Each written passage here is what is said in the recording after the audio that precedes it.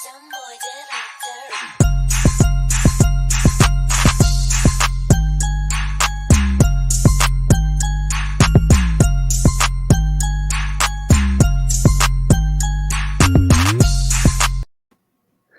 All right. Welcome to technically the inaugural episode of In the Green Bets.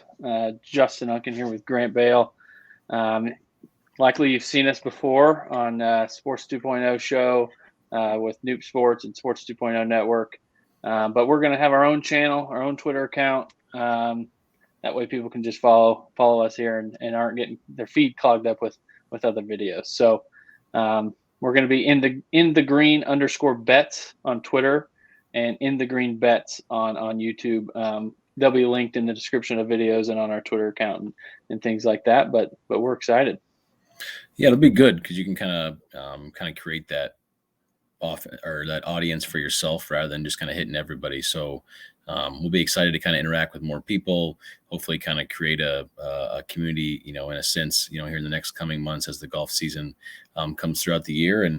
And most importantly, hit some winners. That's the biggest part of the game. So we'll be right there. I got kicked. We both got kicked kind of in the crotch last week with Will Zalatoris. He was my one and done. You actually had an outright ticket on him. He just, the putter could not come through. It was just obvious, and it was just a bad beat. Yeah, it wasn't good. We're sitting there sweating, and of course he just an awful putt, his 10th of the day basically on 18, and then as soon as it got to the playoff, you knew it was probably not great. I mean, Luke List also not a great putter, but when you hit it to 6 inches, makes your putter not matter so much. One more thing I wanted to mention, if you haven't seen us before, golf picks and bets basically is what we're doing. We're going to break down the tournament every week. We've been betting golf for a long time. I've been betting golf for years at this point. A lot of experience, know the course, know the players well, and we've got a track record of success. We're not going to make a lot of specific picks on the show. We're going to talk about as many guys as we can for outright market, for head-to-head market, for a derivative market.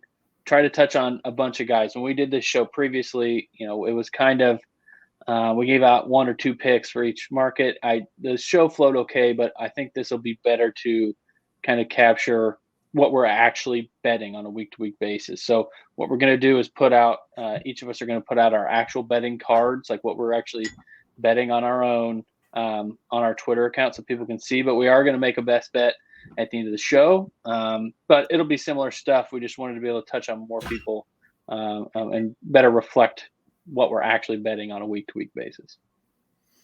Yeah, it'll be good because it'll kind of give us more of a chance to show, and then also with that comes a little bit more chance to lose. But hopefully the upside will take over there, and people will actually get a better understanding of how we make our cards, how we perform week to week. It's not a 1 to 2 week thing. This is a golf season, just like any other sport. So it'll be exciting. There's up, there's downs, there's winners, there's losers. There's a guys that when you lose by 1 stroke in a playoff rather than losing by 45 stroke because your guy missed a cut, right? So it's like a lot of things happen, but it's going to be fun. And we have another interesting 3-course event this week before we really start to get back into the swing of things with like some actual events after this week. Yeah, so we're a few events into the, it's the wraparound season. We covered some of those events over on the Sports 2.0 show last fall. We just got kicked back off here in January. Now I guess it's February. But we've had a few events, some interesting winners. Another playoff. Hideki hit an absolutely wild 3-wood to 3 feet to win that event. That was awesome. And then, last week, a big good field at a big boy course with some good guys that showed up to play. Rahm brought his B game and almost won anyway. So it'll be interesting as we get some good events here. Everybody's over playing golf with the Saudis this week. So unfortunately, AT&T Pebble Beach Pro-Am is pretty rough as far as the field. It's a weird event. There's 3 courses we're playing. Pebble Beach Golf Links, obviously super famous course. That'll be 2 rounds there, including the Sunday round. Spyglass Hill and Monterey Peninsula, the other 2 courses. Everyone, the whole entire field, including all the amateurs that get to slow down the rounds, will play Thursday, Friday, Saturday, 1 round on each of the 3 courses. Then they'll make a cut. Top 60 in ties, I believe, go on to Sunday, and only 20 of the amateurs go on for the top 20 of the amateur field. But there's a few guys, but Zalatoris withdrew. Berger is in the field as defending champ, but there's some speculation that he's got a bad back based on last week.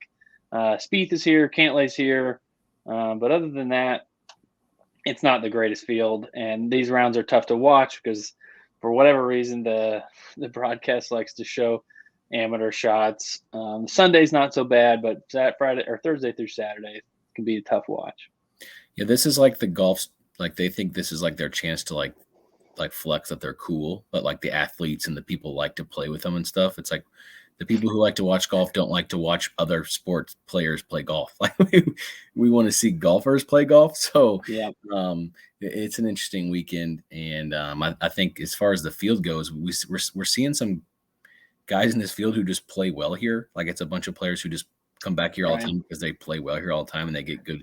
They have good experiences. They probably play with some of their friends, maybe. Nice payday. It's not necessarily talent heavy. And we're both here in Illinois getting absolutely crushed by a blizzard. So it'll be nice to see the beach the golf on the beach, all the seaside holes this week out at Pebble. Yeah. So in terms of kind of a course preview, all 3 courses are short, under 7,000 yards.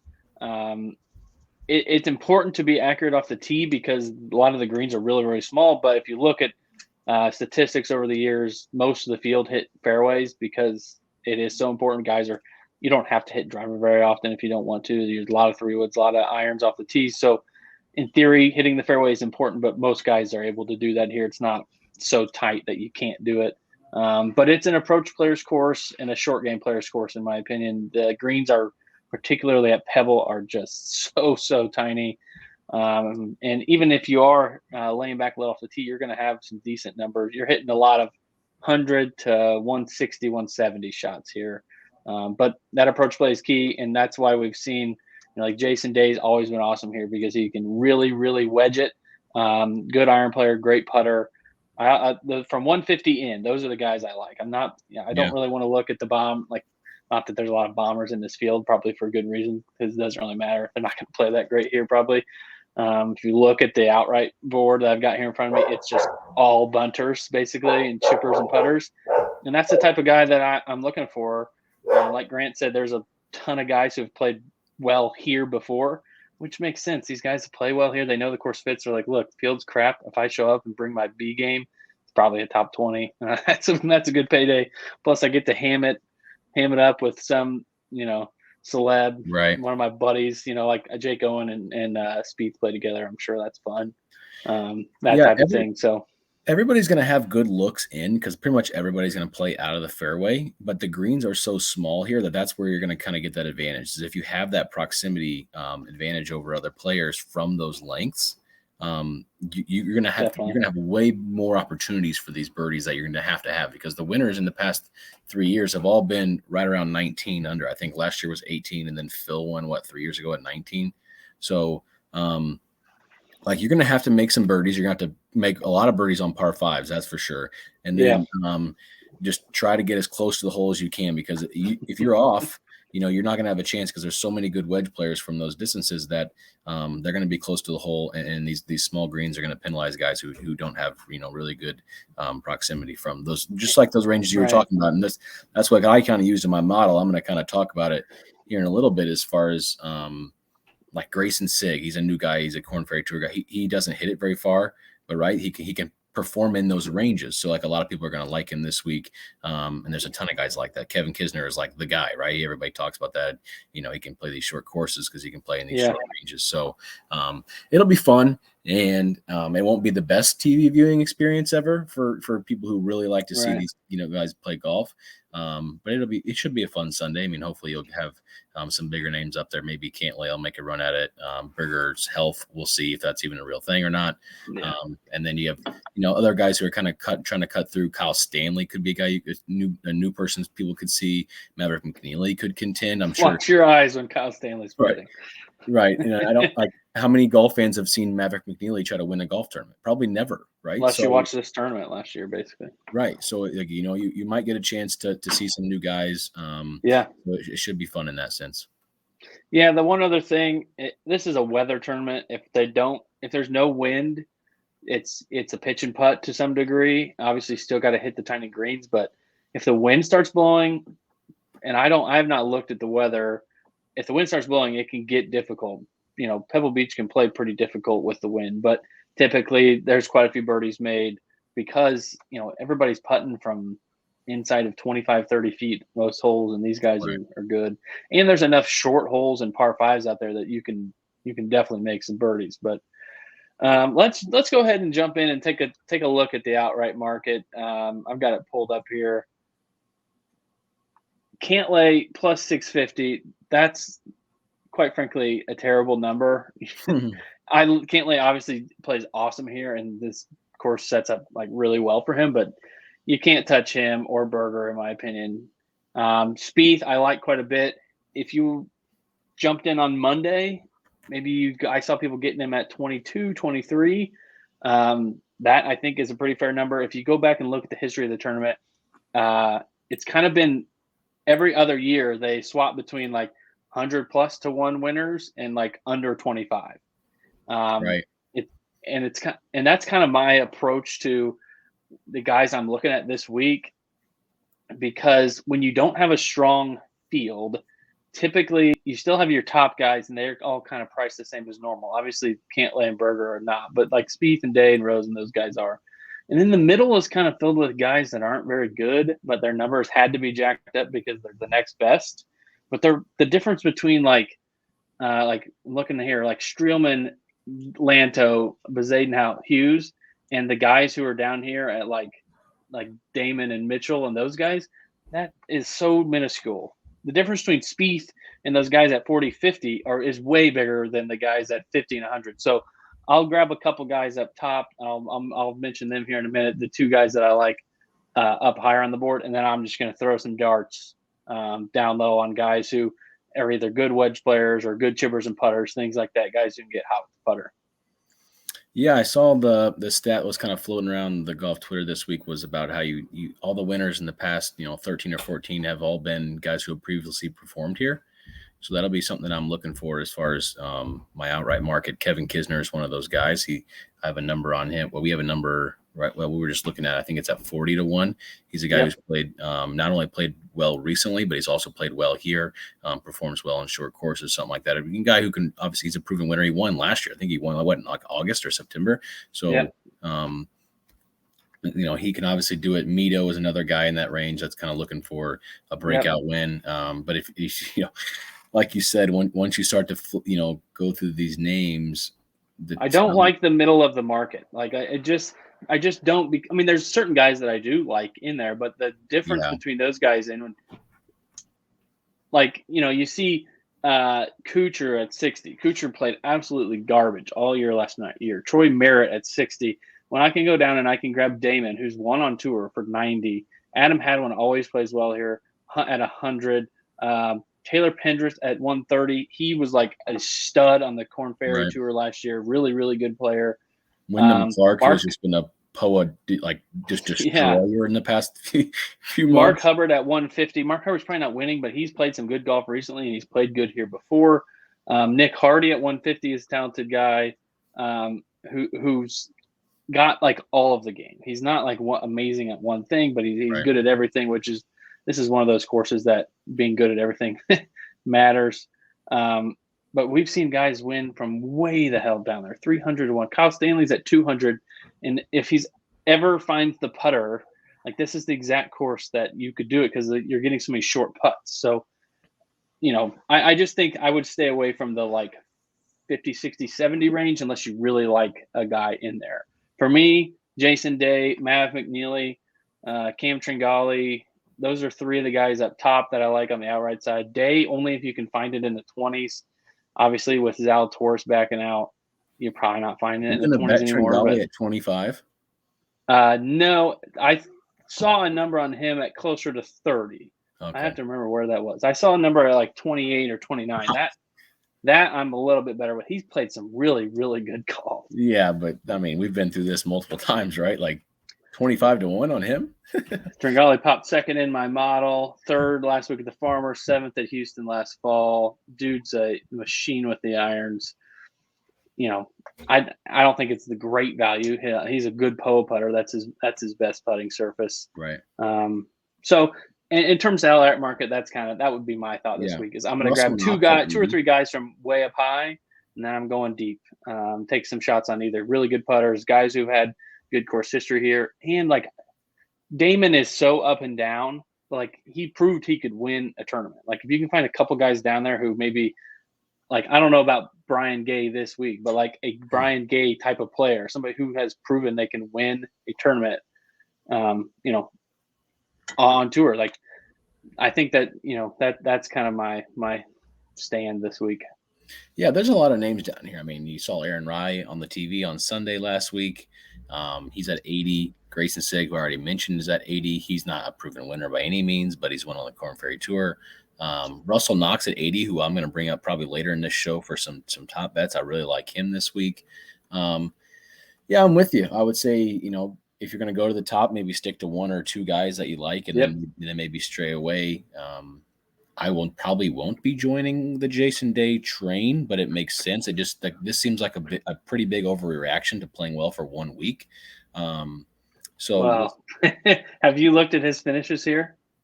Yeah, just but listen: I mean, 7th, 4th, 4th, 2nd, 5th, 11th, 4th, 6th. He's only finished worse than 11th once in like 10 tries. if he didn't play last week, what would his number be? He'd be like 40, maybe not even, because he'd be like 33. He finished 49th 2 weeks ago, so he's played better.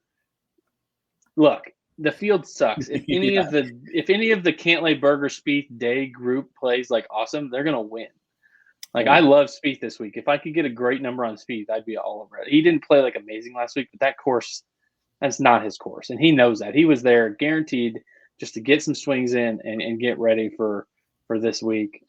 This is like the Jordan Spieth like invitational. This is like one of his tournaments. This is like, hey, remember how I kind of came back last year? Here it starts. This was the start. Yeah. This was the first week of like, hey, what the hell's going on with Jordan Spieth? He seems to be playing a little better, because then he went to waste, last year right after this event, and he almost won had it not been for an absolutely horrible shot on like 16 and Brooks chipping in.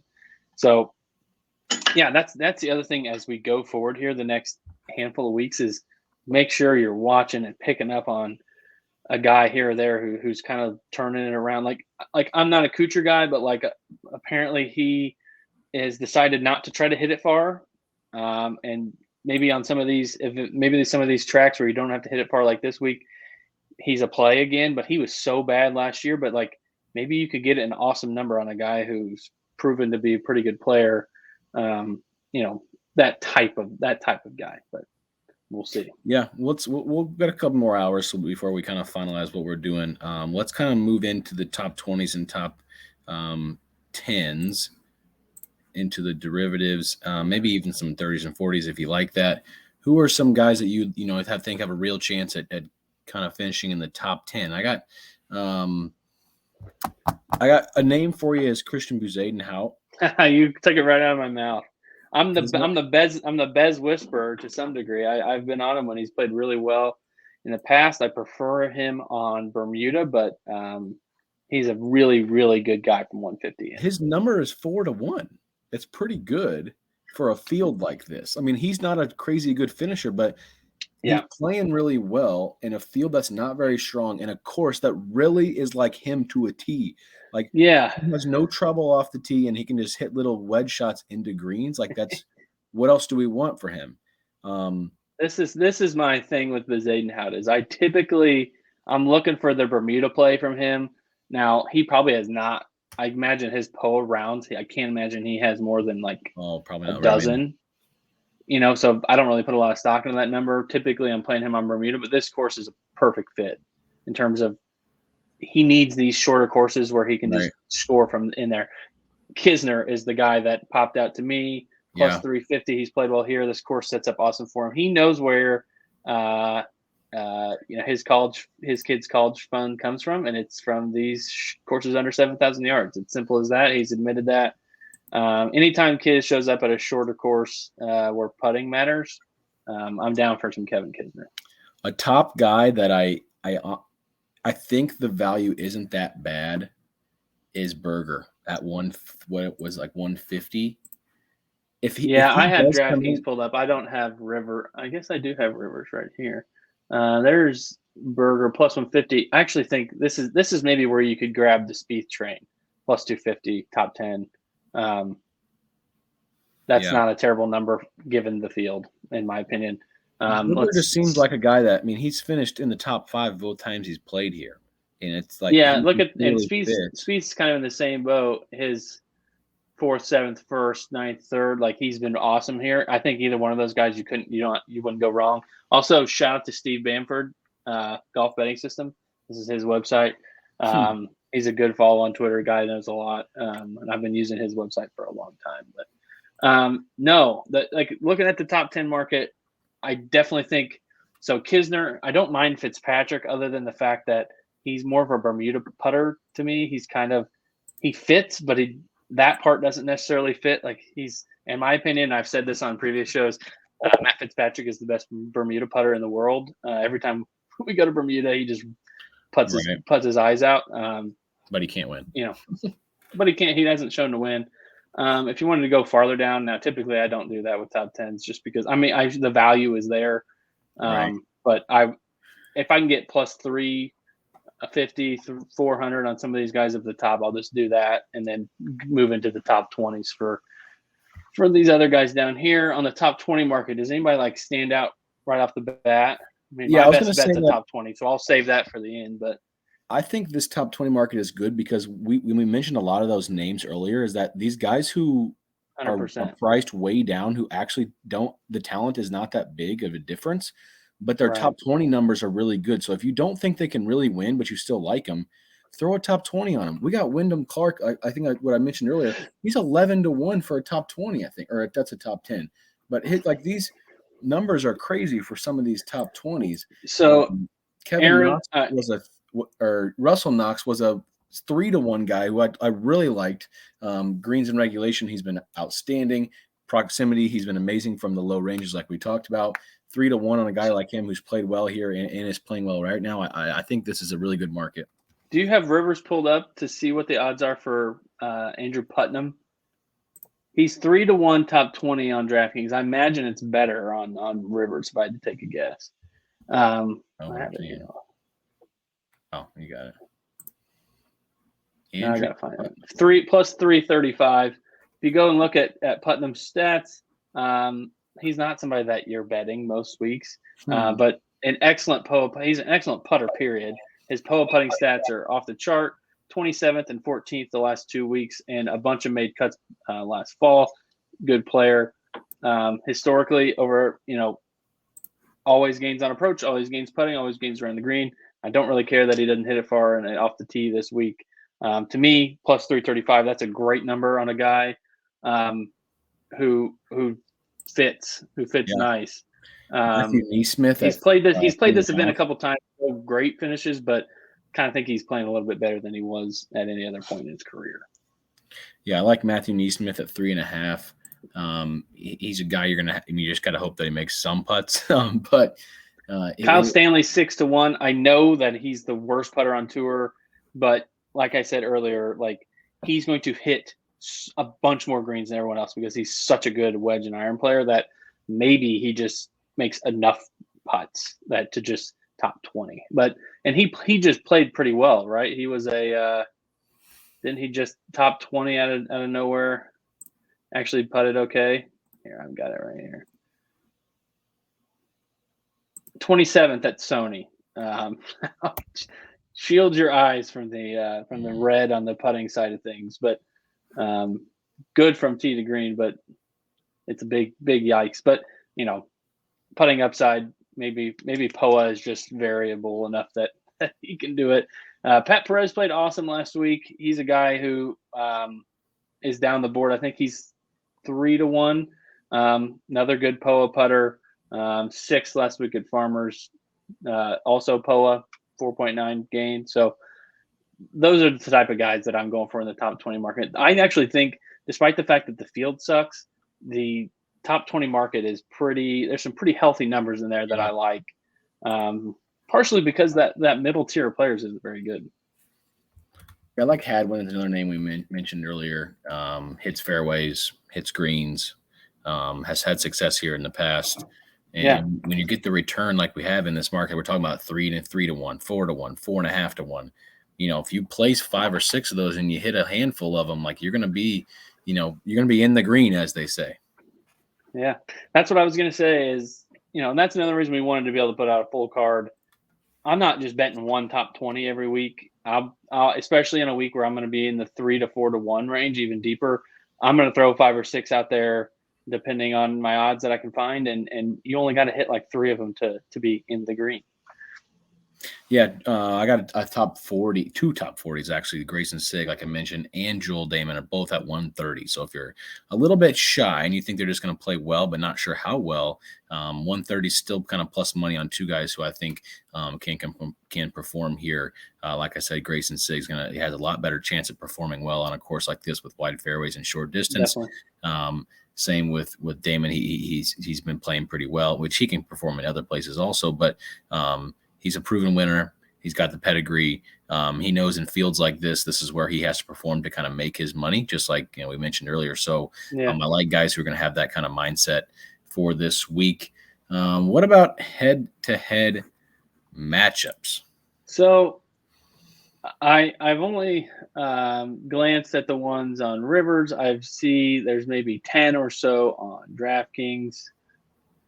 I didn't find a lot of great value. Typically, this is a place where money can be made. And, the way, and we've talked about this before, but I just want to reiterate, the 2 ways that I think about head-to-heads is I either find a guy that I really, really like, and I'll try to find as many matchups as I can with that guy, or I'm trying to look at fades. It's not necessarily one guy I really like against the guy that I don't like. It's just I'm looking for one side of it. So looking at the matchup board here, to me, there's just not a lot of great value. I don't mind Fitzpatrick over Mackenzie Hughes. You got to pay a little juice, but Mackenzie Hughes, I've been a Mackenzie Hughes whisperer, or at least self-proclaimed Mackenzie Hughes whisperer. If you look at his track record here, he has like 1 good finish and 1 million missed cuts, and he hasn't been playing that good lately. So I like that, and I like Fitzpatrick. I know kind of what I'm getting with Fitzpatrick. Yeah, Mackenzie Hughes, 4 starts, 3 missed cuts in the 10th. He missed his only cut last week. This course does fit him better than last week. I'm not going to argue that, but Fitzpatrick is a great fit here. So that's one that I see for sure. Yeah, I head-to-head matchups are really where my model starts to come into play more, where I start to kind of use my gut less and start to use the numbers more. And I almost just kind of compare them. Like I go through matchups, I compare guys, how they rank, how they're playing, and they're coming in, right? Like we can kind of change all that in our models. Yeah. And then I try to just make informed decisions from there based on the numbers and how they're priced on the matchup, and if you can find a little bit of mispriced, that's where you can kind of take advantage. When you get into the really, really good players, it's a little different. You kind of have to go off your gut because those guys are just, the talent level is so much different. And recent form doesn't matter as much with guys who are that good. So that's where I've been. My best bet's going to be one of the biggest model discrepancies I've ever seen in my entire life betting. So that'll be fun. And then my other one that I have here is Russell Knox over Pendrith. Russell Knox was really high in my model. He was 7th, actually. Ball striking has been amazing. Like I said, the putter's not the greatest thing ever with Russell Knox. But, I hope that he's, going to get some favorable rolls here on the POA greens. He got 7th last year at this event, which I like. Also, his approach has been gaining for the past, all the way on Fantasy National, all the way back to 240 rounds. Every single time it's kind of hovered in that 1.5 range. So his approach has just consistently been good, for many, many years. It's just that putter. I hope that we'll have that thing. And with that confidence that spills over from this previous tries, hitting those greens, I think that he'll have a good chance. And Pendrith doesn't really scare me. So I like that one. Yeah, I see an Aaron Rye against Mackenzie Hughes matchup. If you did want to go on the Mackenzie Hughes fade train, maybe you could use Aaron Rye. Aaron Rye is an awesome putter. Proved it last week. He putted awesome last week. He chipped and putted well. There's just not a lot of. There's a lot of guys here that are playing that fit the golf course. There's not a lot of like bad fits in the field, so it's kind of hard to just go straight fade on a bunch of these guys because Right. most of the field is here for a reason. It's because it makes sense for them to play this event and to play well at this tournament. And that's just kind of part of it some weeks. And if the book's only going to give you a 15 or a dozen matchups, it's tough. One thing I did want to mention, some people play other books. If I could get a Jason Day with a good number against Justin Rose, I'd probably do that. But, as far as up top, Seamus Power is way up there, and I'm not sure he's as good as those guys. But the DraftKings matchups are like strangely juiced this week. I don't really know what's going on there. I don't know if it's maybe just like a weird the way they paired them. I don't know what happened. I think it's just who they put together. Like the Fitzpatrick one. I don't know why Fitzpatrick should be matched up with Mackenzie Hughes. If you look at their if you look at their outright table, he should be matched up with a Kisner or a Mito or somebody like that. But there's a McNeely versus Barn Rat, and it's like, okay, he's going to win that 10 times out of 10, but it's Zayden Howe. No, Mito. McNeely versus Mito. Where do you see Barn Rat? That's 2 round matchups. Oh, my own. Oh, you're right. I was on the wrong one. I was like, if I don't know what the juice is on that, but I'm betting. That's why I was confused. I'm like, where are all these? Maybe that was me. Then I was looking at the wrong page. Yeah, that's all right. No, I think that I don't see quite as much value there this week necessarily. Once we get to some better events, the books usually give us a little bit more to work with there. Well, you already teased your best bet. Do you want to go ahead and finish that argument? Yeah, let me put it up here on the screen. I got Grant's best bet, Joel Damon over Taylor Moore minus 114. So my model, I usually kind of flip back between 24 rounds and 36 rounds as far as my recent what rounds they pull into the model. Some people like earlier, some people like later, just kind of your preference. Either way, Joel Damon is number 5 in my model, and that's based on his opportunities been gained. His proximity 100 to 125 is really, really good. He's hitting fairways, which is also good that I have here in my model. His approach has been amazing. His around the green hasn't been good, but hopefully he's going to hit all the greens, so that's fine. Ball striking in general, he's just been playing really, really well. Now we move on to Taylor Moore. He's 105th. So there's exactly 100 places between them. And he's just everything has been horrible. Opportunities gained has been god awful, and kind of down on the line, just as all I said there. So I really like this because I got the number of minus 114 with Joel. I think Joel can play well this week. We've already mentioned him, probably 3 or 4 times already. So this is no kind of surprise here, but minus 114, that's not a lot of juice for a guy who I think wins this matchup probably 6 to 8, 10 out of times, 6 to 8 out of 10 times. Yeah, I like that quite a bit. My best bet this week, I think just based on how I typically view the value on a board, are probably most weeks going to be a top 20. I just think there is good value there 9 out of 10 weeks, unless like you have a humongous discrepancy in your model on a head-to-head. So this week, my best bet is going to be Mito Pereira, top 20, plus 225. He's been very good. He popped 8th in my model over the last 24 rounds, top 10 in approach. He's just really, really good with his irons, and his putting is coming around. He's gained at least 2.6 strokes putting in his last 3 tournaments. He was 25th at the Farmers last week. And then his last 2 events in the fall, it was top 30s for both of those. So I think that he proved last fall that he's like a legit player. He's not just like a come on the tour and finish barely make the top 125, keep your card kind of guy. He had some really, really good finishes. 3 top 10s last fall in similar type fields. So top 20 at plus 225 for a guy who's finally found the putter to a certain degree. I like that a lot. His polo putting is technically his best, but I don't think he has a lot of tracked rounds there. So take that for what it's worth. But he's a really good player. That's a pretty good odds for one of the top, 10 or so guys in the field. Yeah, I like it. 2-1 on a guy who you think, or not you, but just in general thinks has I'd say like to say maybe top 10, top 15 talent in the field this week. Maybe a little less with some of the older guys. But yeah, I really like it. He's been playing well, and I think this is, of course, where he can really excel. I have a couple specials for you, Justin. Okay.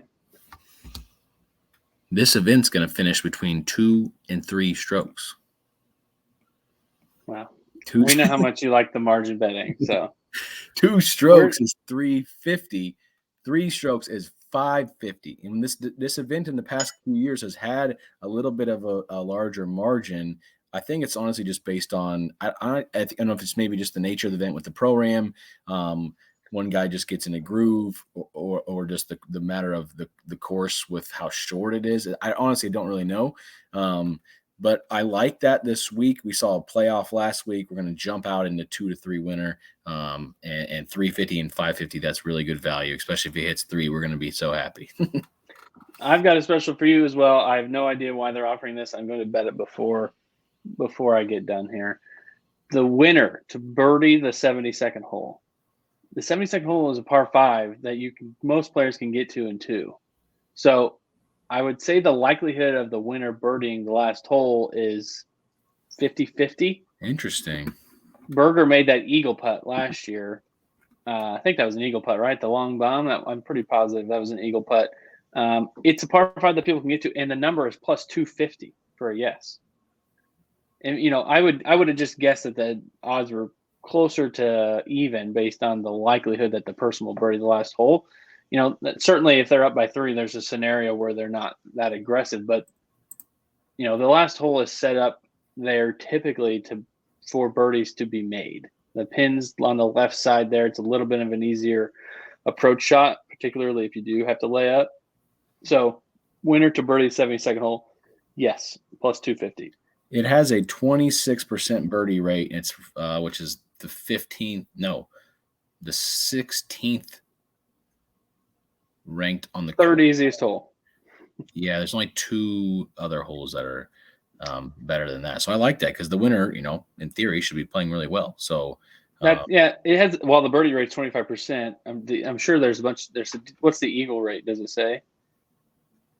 0.7. Okay, so 26% of the players that play the hole make a birdie. Plus, if you saying the player is playing well, the chances are definitely higher. I think that the odds should be a little bit different, plus 250. Plus, it gives you something to root for coming down the stretch if you don't have a dog in the hunt. Yeah, and it could be a 2-stroke margin with a birdie to push it to 3. Yeah, that would or it could be like your backup to the margin if the guys are tied and somebody makes a birdie. They have to make a birdie. So I like that plus 250. That's an interesting bet. Anything else that you want to touch on? Yeah, let's talk about one and done. We haven't just talked about that this week. Okay. I'm thinking Mav McNeely.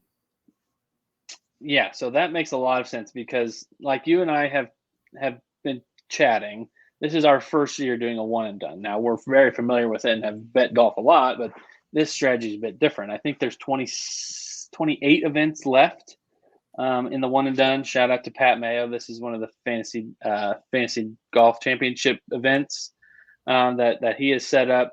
It's one of the smaller field ones that we're both in. My strategy has completely changed after the first couple of weeks to I just need to pick good players.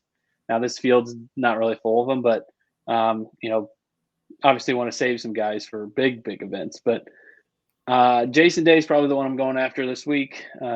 Based on his track record here, you kind of know what you're getting, and he played really well last week.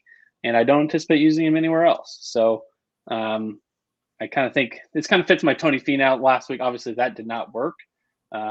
Course history guy who was playing decent, but we'll go back to the well here. And then if we start the season 0 for 4, strategy reevaluation time needs to happen. Would you keep Kevin Kisner for a down south event? I would. I wouldn't want to play him unless I'm playing him on Bermuda. That would be my kind of stance. Okay.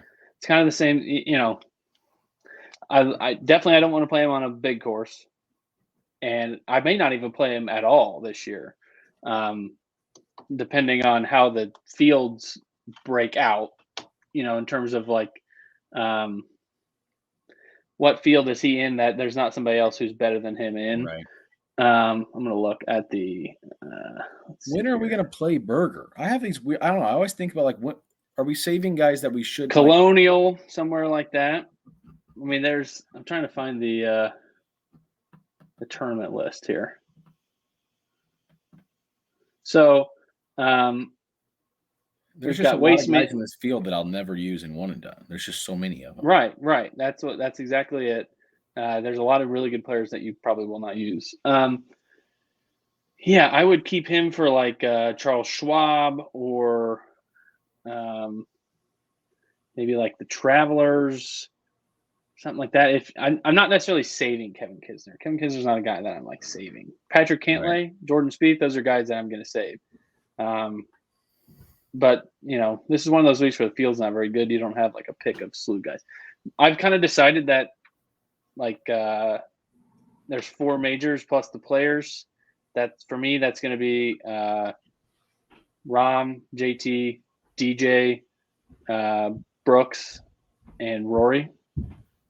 I haven't decided where, obviously, but those are kind of for me, the 5 best guys in those types of events. So obviously, I'm saving those. Those are worth the most money as far as a one and done. The players is technically worth the most money. So I will be probably playing one of those guys at the players. But this week the field's not. You just don't have the field to pick from. I think if you're not going to take Berger, Cantlay, or Spieth, then you got to kind of go a little bit off the board. With a Kisner or McNeely day, somebody like that. But in theory, you could take Berger and just say, look, I'm probably there's not another spot that's amazing for him. Right. Yeah, I think I'm going to stick with McNeely just because I think he fits, and I don't really ever see myself playing him again. No. Got a lot of events left, and I think this would be a good safe one for me. I've made 3 cuts in a row. Hopefully, let's get to 4. Definitely. Well, anything else before we wrap? No, this should be fun. I'm excited. I think we should also mention that we'll probably have a couple NBA shows throughout the year. I don't really know the schedule, what that'll be, but our prop show earlier this year, if you want to go back and watch it, it's fun. So those numbers look amazing right now. Yeah, I think that'll be something we'll do on this channel in the future. And we'll just kind of definitely week to week on golf, and we'll kind of go from there. But this is going to be exciting. If anybody ever has any questions or wants to reach out or say something, always just, tweet at us, message us, comment on the YouTube. Doesn't matter. We'll respond. We check it. We want to engage as much as we can. Yeah. That's for sure. Our Twitter, we'll be active on Twitter, tweeting about the golf tournament, tweeting about golf in general. Like you said, we did 4 future shows for Sports 2.0 for basketball, and let's just say things are looking okay at this point. So maybe we'll plan over the All-Star break to do like a little check-in and see if there's any futures we like. At that point, it's a decent time of the year to take the temperature of the league and see if there's any bets out there that we like. Maybe we'll stop in and do that. But we'll be back, and we're going to stream live on Tuesdays. Try to be about 7 p.m. Every Tuesday. Give the show a chance to be out there for a little bit before the tournament starts. It'll be streamed live on all the Sports 2.0 networks, USA Wager, Nuke Sports, as well as our YouTube channel and our Twitter account. So look for that, and we'll see you next time. See ya.